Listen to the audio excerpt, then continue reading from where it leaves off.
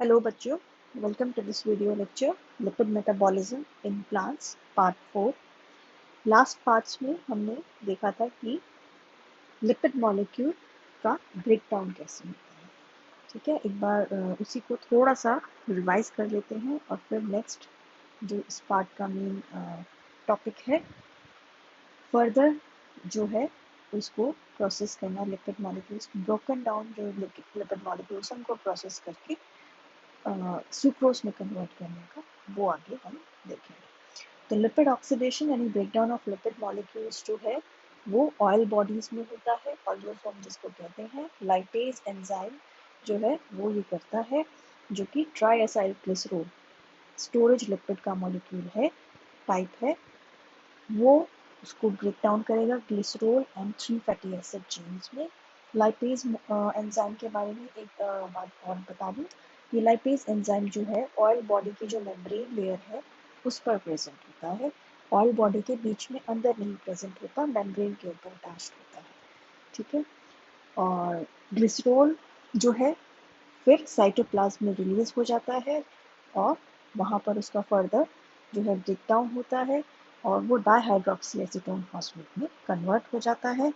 आगे चलकर वो ग्लाइकोलाइसिस या दूसरे प्रोसेसेस में ऐड हो जाता है।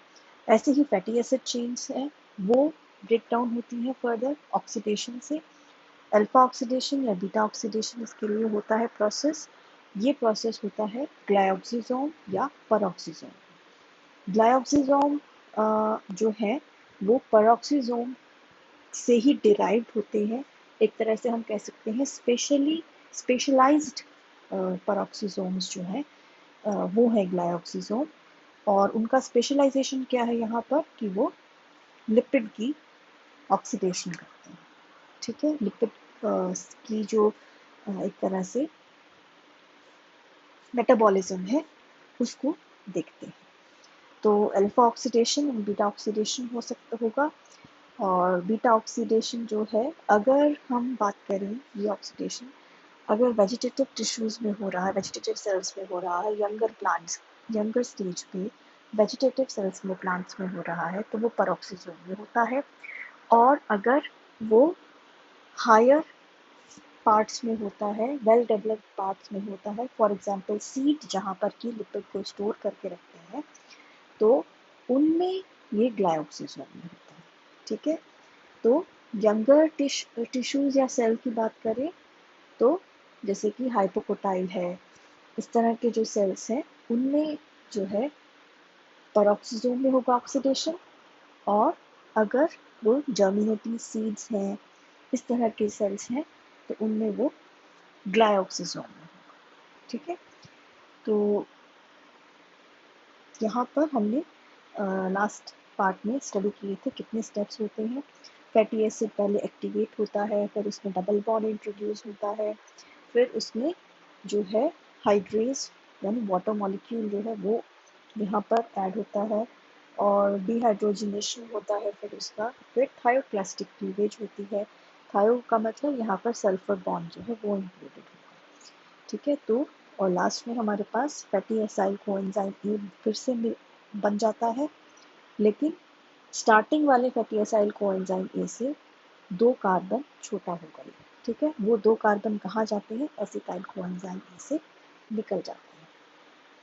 यहाँ पर एक चीज़ और देखने की है, वो ये है कि इसमें ऑक्सीजन मॉलिक्यूल जो है यूज़ हो रहा है वाटर मॉलिक्यूल देने के लिए।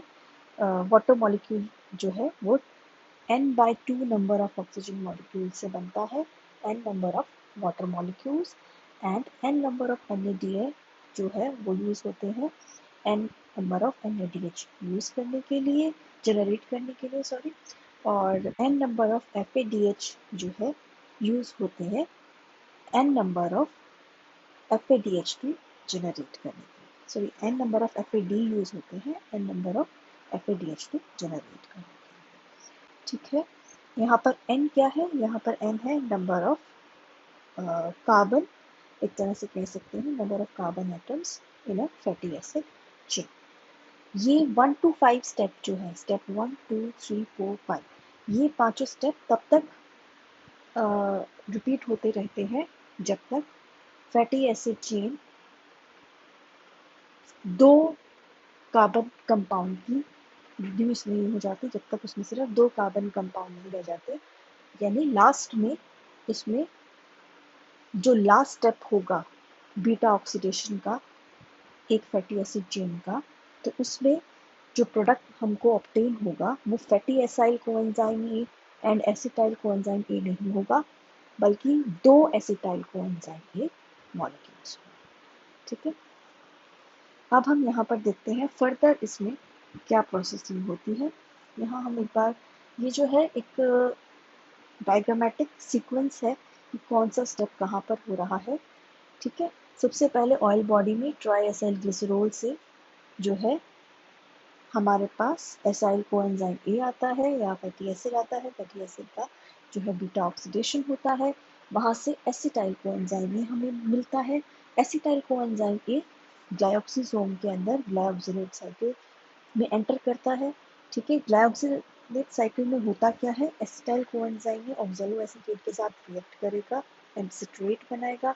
सिट्रेट से आइसोसिट्रेट बनेगा। आइसोसिट्रेट से दो कंपाउंड्स बनेंगे, glyoxylate and succinate. Glyoxylate malate के साथ एक्ट करेगा और दोबारा से ऑक्सैलो एसीटेट जनरेट कर देगा, जबकि जो सक्सिनेट होगा वो माइटोकॉन्ड्रिया में ट्रांसफर हो जाएगा। माइटोकॉन्ड्रिया में क्रैब साइकिल के थ्रू जो है फ्यूमरेट बनेगा सक्सिनेट से। फ्यूमरेट फिर मैलेट से जो है कन्वर्ट होगा मैलेट में। मैलेट फिर माइटोकॉन्ड्रिया से बाहर आ जाएगा, ऑक्सैलो एसीटेट में कन्वर्ट होगा। ऑक्सैलो एसीटेट फोस्फोनोल पाइरुवेट में कन्वर्ट होगा in the presence of enzyme PEP carboxy kinase, PEP C K भी इसको बोलते हैं। ठीक है, फिर phosphoenol pyruvate hexose phosphate sugar molecule में कन्वर्ट हो जाएगा और लास्ट में जो हेक्सोज मॉलिक्यूल्स हैं ये सुक्रोज जनरेट करेंगे या फॉर्म करेंगे। ठीक है, अब ये ऑक्सैलो एसीटेट से लेकर ये हेक्सोज मॉलिक्यूल बनाना है। हेक्सोज मॉलिक्यूल यहाँ पर बेसिकली क्या है, ग्लूकोज। ठीक है, तो ऑक्सैलो एसीटेट से हेक्सोज यानी ग्लूकोज शुगर बनाने का जो स्टेप है ये एक तरह से रिवर्स ग्लाइकोलिसिस है और इसको कहते हैं ग्लूकोनियोजेनेसिस। ठीक है, तो ये एक ओवरव्यू था। यहाँ पर थोड़ा सा और डिटेल में हम देख सकते हैं। ओलियोसोम ऑयल बॉडी है। ठीक है, इसके मेम्ब्रेन पर लाइपेज एंजाइम प्रेजेंट है जो ट्राई एसाइल ग्लिसरॉल पर एक्ट करता है। Triacylglycerol break down होगा ग्लिसरॉल एंड फैटी एसिड्स में। ग्लिसरॉल साइटोप्लाज्म में चला जाएगा एंड फैटी एसिड जो है ग्लाइऑक्सिसोम में आ जाएगा। ये जो बड़ा सा ऑर्गेनेल है ये ग्लाइऑक्सिसोम है। सिंगल बायलेयर मेम्ब्रेन जो है उससे बाउंड होता है ये। ठीक है, and it is specialised for lipid metabolism. ठीक है, और ज़्यादातर जर्मिनेटिंग सीड्स जो होते हैं उनमें ये मिलता है। तो फैटी एसिड जो है वो बीटा ऑक्सीडेशन होगा उसका और लास्ट में हमारे पास एसिटाइल कोएंजाइम ए मिलता है बीटा ऑक्सीडेशन से फैटी एसिड की। एसिटाइल कोएंजाइम ए ग्लाइऑक्सिलेट साइकिल में एंटर करेगा। ठीक है, ग्लाइऑक्सिलेट साइकिल में वो कैसे एंटर करेगा, एसिटाइल कोएंजाइम ए ऑक्सैलो एसीटेट के साथ रिएक्ट करेगा इन the presence of enzyme citrate synthase. ठीक है, सिट्रेट सिंथेज फिर कोएंजाइम ए को अलग कर देगा और यहाँ पर सिर्फ सिट्रेट मिलेगा हमें। सिट्रेट आइसोसिट्रेट में कन्वर्ट हो जाएगा। अब यहाँ पर अगर ये स्टेप पेरोक्सिसोम में हो रहा है, ठीक है, अगर ये ग्लाइऑक्सिलेट साइकिल पेरोक्सिसोम में हो रही है तो सिट्रेट बाहर चला जाता है साइटोप्लाज्म में। वहाँ पर एकोनिटेज एंजाइम होता है, वो आइसोसिट्रेट में कन्वर्ट करता है और उसको दोबारा से फिर ग्लाइऑक्सिसोम में शिफ्ट कर देता है, ट्रांसफर कर देता है, सॉरी पेरोक्सिसोम में ट्रांसफर कर देता है। लेकिन अगर ऑर्गेनली ग्लाइऑक्सिसोम है तो सिट्रेट डायरेक्टली आइसोसिट्रेट में ग्लाइऑक्सिसोम के अंदर ही कन्वर्ट हो जाता है। ठीक है, ये जो बाहर वाला एकोनिटेज है ये तब होगा जब पेरोक्सिसोम में होती है ग्लाइऑक्सिलेट साइकिल। लेकिन अगर ये ग्लाइऑक्सिलेट साइकिल ग्लाइऑक्सिसोम में है तो वो बाहर नहीं जाता, सिट्रेट अंदर ही एकोनिटेज के प्रेजेंस में आइसोसिट्रेट में कन्वर्ट हो जाता है। आइसोसिट्रेट फिर आइसोसिट्रेट लायस के एक्शन की वजह से सक्सिनेट एंड ग्लाइऑक्सिलेट में कन्वर्ट हो जाता है। ठीक है, अब ग्लाइऑक्सिलेट जो है malate synthase and coenzyme A की हेल्प से, जो coenzyme A acetyl coenzyme A से निकल गया था, वो कोएंजाइम ही यहाँ पर आता है, मैलेट के साथ अटैच होता है। ठीक है, मैलेट सिंथेज एंजाइम एक्ट करता है और सॉरी मैलेट ग्लाइऑक्सिलेट के साथ अटैच होता है और malate enzyme, malate synthase enzyme जो है वो इस रिएक्शन को कैटालाइज करके मैलेट बनाता है। ठीक है, ग्लाइऑक्सिलेट एंड कोएंजाइम। फिर हमारे पास मैलेट बन जाता है। मैलेट कन्वर्ट होता है ऑक्सैलो एसीटेट में और इसको कैटालाइज करता है मैलेट डिहाइड्रोजिनेज एंजाइम। यहाँ पर एक NADH जो है जनरेट होता है। अब बात करते हैं जो ये सक्सीनेट बनाता है। ग्लाइऑक्सिलेट तो दोबारा से यूज हो जाता है ऑक्सैलो एसीटेट को रीजनरेट करने के लिए। अब देखते हैं सक्सीनेट एंजाइम क्या करता है। सक्सीनेट एंजाइम जो है ये माइटोकॉन्ड्रिया के अंदर ट्रांसफर हो जाता है। माइटोकॉन्ड्रिया में क्रैब साइकिल होती है। ठीक है, क्रैब साइकिल के थ्रू सक्सीनेट फ्यूमरेट में कन्वर्ट होता है, फ्यूमरेट से वो मैलेट में कन्वर्ट होता है। मैलेट जो है वो अब साइटोप्लाज्म में ट्रांसफर हो जाता है। ठीक है, और फिर मैलेट डिहाइड्रोजिनेज एंजाइम एक रिएक्शन कैटालाइज करेगा मैलेट की और NADH जनरेट करेगा एक और मैलेट को ऑक्सैलो एसीटेट में कन्वर्ट कर देता है। ठीक है, अब ये जो ऑक्सैलो एसीटेट है ये फोस्फोइनोल पायरुवेट PEP जिसको कहते हैं उसमें कन्वर्ट होता है और ये रिएक्शन जो है कैटालाइज होती है तब कार्बोक्सीकाइनेज की प्रेजेंस में। एक ATP मॉलिक्यूल यूज होता है एंड एक कार्बन डाइऑक्साइड रिलीज होता है।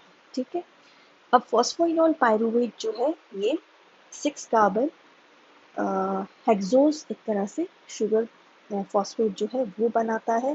वो फर्दर फिर रिवर्स एक तरह से ग्लाइकोलिसिस करके और फ्रक्टोज 6 फॉस्फेट ग्लूकोज में कन्वर्ट होता है। ग्लूकोज फिर आगे चलकर जोड़ के सुक्रोज बनाता है। ठीक है, तो ये था एक ओवरव्यू कि किस तरह से लिपिड मेटाबॉलिज्म यहाँ पर काम कर रहा है। ठीक है, लिपिड मॉलिक्यूल का ब्रेक डाउन कैसे हो रहा है ताकि उसको रेडिली यूजेबल जो फॉर्म होती है जो कि सुक्रोज है, शुगर मॉलिक्यूल है, उसमें कैसे कन्वर्ट किया जा सकता है। ठीक है, अब ये चीज़ और ध्यान रखनी है कि ये सारे प्रोसेसेस काफ़ी क्लोजली इंटरकनेक्टेड हैं। तो इस वजह से ऑयल बॉडीज, ग्लाइऑक्सिजोम, माइटोकॉन्ड्रिया, ये तीनों ऑर्गेनेलीज जो हैं बहुत पास में एक दूसरे की होती हैं, एक दूसरे के बहुत ही आसपास रहती है ताकि जो प्रोडक्ट है या कंपाउंड है वो इजीली एक ऑर्गेनेली से दूसरे ऑर्गेनेली में ट्रांसफर किया जा सके। ठीक है, अब हम देखते हैं ग्लूकोनियोजेनेसिस। ऑयल बॉडी से ग्लिसरॉल बना था एंड फैटी एसिड बना था लाइपेज की एक्शन से जो कि मेम्ब्रेन पर प्रेजेंट था। तो ग्लिसरॉल साइटोप्लाज्म में गया था अगर ध्यान हो और डाइहाइड्रोक्सी एसीटोन फॉस्फेट में कन्वर्ट हो गया था। तो ये या तो ग्लाइकोलिसिस में हेल्प कर सकता है उसमें उसके पाथवे में हेल्प कर सकता है या फिर जो ग्लूकोनियोजेनेसिस है उसमें हेल्प कर सकता है। अब ये जो सीरीज है, स्टेप्स है, ये इसको देख सकते हो कि एक जगह ग्लाइकोलिसिस लिखा है, एक जगह ग्लूकोनियोजेनेसिस लिखा है। तो ग्लाइकोलिसिस जो है वो ऊपर से नीचे की तरफ मूव कर रही है reaction. Glucose, glucose 6 phosphate, fructose 6 phosphate, fructose 1,6 bis phosphate, glyceraldehyde 3 phosphate, 1,3 bis phosphoglycerate, 3 phosphoglycerate, 2 phosphoglycerate and phosphoenol pyruvate, last में पायरुवेट। ये बनता है ग्लाइकोलिसिस। ठीक है, अब हम बात कर रहे हैं रिवर्स ग्लाइकोलिसिस की। ठीक है, ग्लिसरॉल से तो डाइहाइड्रोक्सी एसीटोन फॉस्फेट जो है वो बन जाता है साइटोप्लाज्म में। अब जो फैटी एसिड्स हैं वो क्या करेंगे, ग्लाइऑक्सिसोम में जाएंगे, बीटा ऑक्सीडेशन होगी, ग्लाइऑक्सिलेट साइकिल होगी, क्रैब साइकिल में मूव करेगा माइटोकॉन्ड्रिया की और मैलेट बनेगा।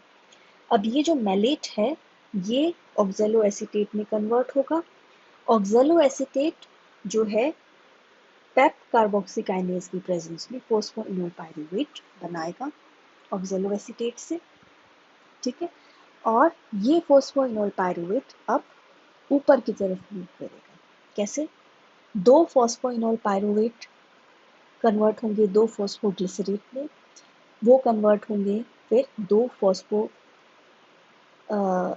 थ्री फॉस्फोग्लिसरेट मॉलिक्यूल्स में, फिर वो कन्वर्ट होंगे दो 1,3-bis फॉस्फोग्लिसरेट मॉलिक्यूल्स में, फिर वो ऊपर की तरफ फिर से कन्वर्ट हो जाएंगे दो ग्लिसरल्डिहाइड 3 फॉस्फेट मॉलिक्यूल्स में।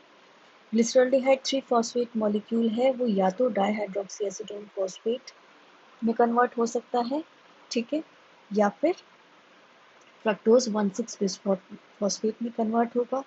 ये चीज़ ध्यान रखो, यहाँ पर 2 glyceraldehyde 3 phosphate, 2 1,3-bis phosphoglycerate, 2 3 phosphoglycerate, ये क्यों लिखा है? ये ब्रैकेट में 2 क्यों है?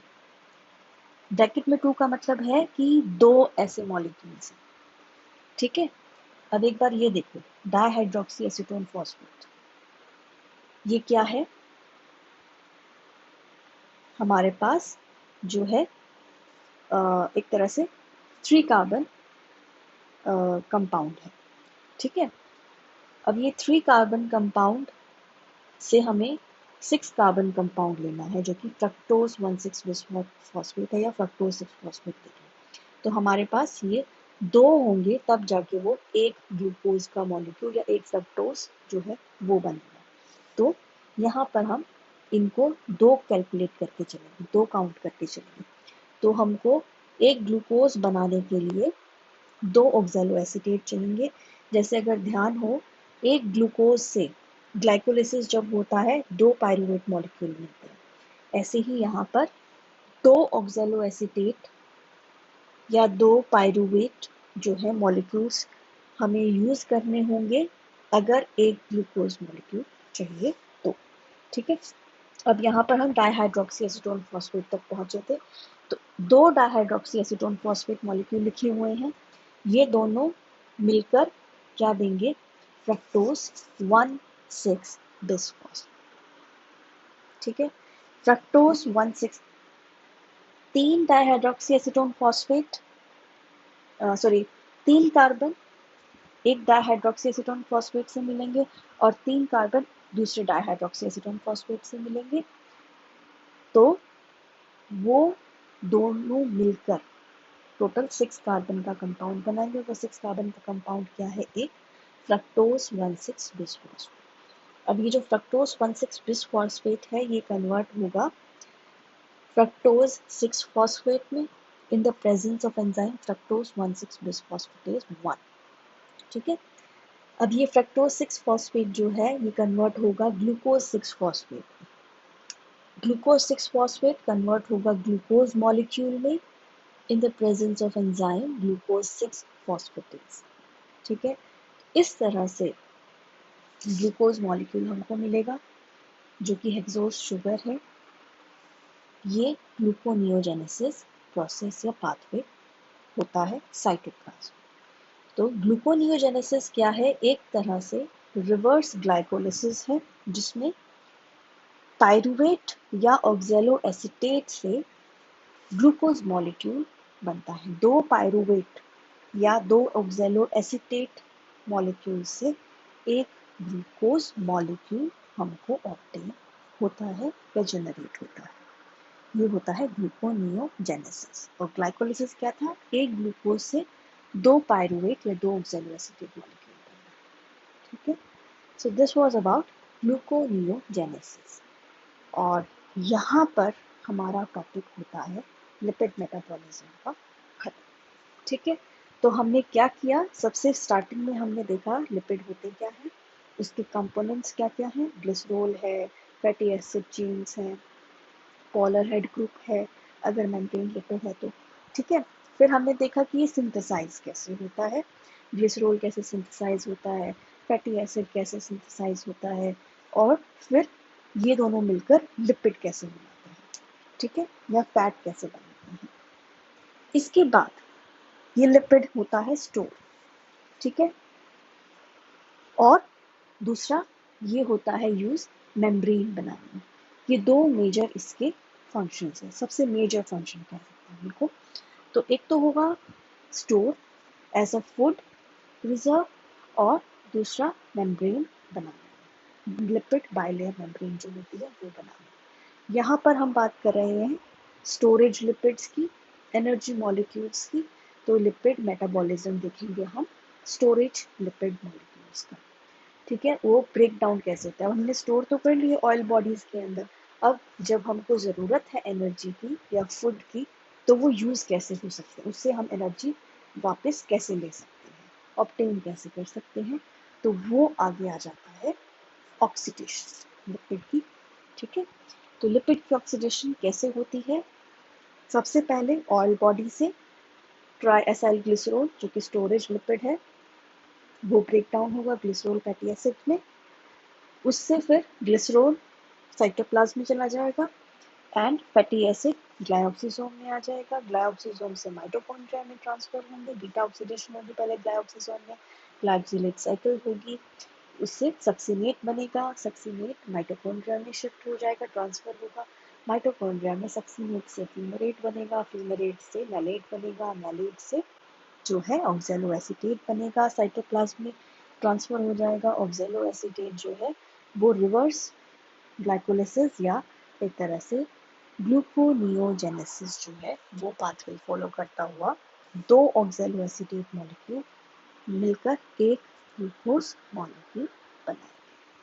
ठीक है, so this was about the lipid metabolism. ठीक है, और इसका एक बहुत कॉमन सा एग्जांपल जो हम स्टडी करते हैं लिपिड मेटाबॉलिज्म का, वो आता है मेज में, जो एक मोनोकोट है। अगर उसका स्ट्रक्चर ध्यान हो मेज के सीड का, तो उसमें एक एल्यूरोन लेयर होती है। ठीक है, एल्यूरोन लेयर जो है उसमें डाइजेस्टिव एंजाइम्स जो होते हैं वो प्रेजेंट होते हैं, ऑयल बॉडीज जो हैं वो प्रेजेंट होती हैं। ठीक है, और वो एंजाइम क्या है, लाइपेज, वो वहाँ पर एक्ट करता है और ऑयल कंटेंट जो है फिर जो लिपिड मॉलिक्यूल्स है वो सुक्रोज में कन्वर्ट होकर मोबिलाइज होता है। ठीक है, so this was about lipid metabolism और उसकी mobilisation, storage and mobilisation. Storage कैसे हुई उसकी ऑयल बॉडीज के अंदर, एंड मोबिलाइजेशन कैसे हुई उसकी, वो मोबिलाइजेशन हुई लाइपेज के थ्रू। ठीक है, एल्यूरोन लेयर से। ओके, तो this topic ends here. Next कल जो है आप नेक्स्ट डे जो है आपको डाउट्स वगैरह क्लियर करने के लिए मिलेगा। अगर कोई भी डाउट है वेडनेसडे को तो वो पूछ सकते हो। ठीक है, और किसी भी टॉपिक में किसी भी पॉइंट पे या कोई भी स्टेप अगर नहीं समझ में आ रहा है तो वो पूछ सकते हो। और उसके बाद थर्सडे को फिर इस टॉपिक का टेस्ट होगा, एंड फ्राइडे सैटरडे को कोशिश होगी कि नाइट्रोजन मेटाबॉलिज्म जो है वो कंप्लीट हो जाए। Okay then, take care, have a good day.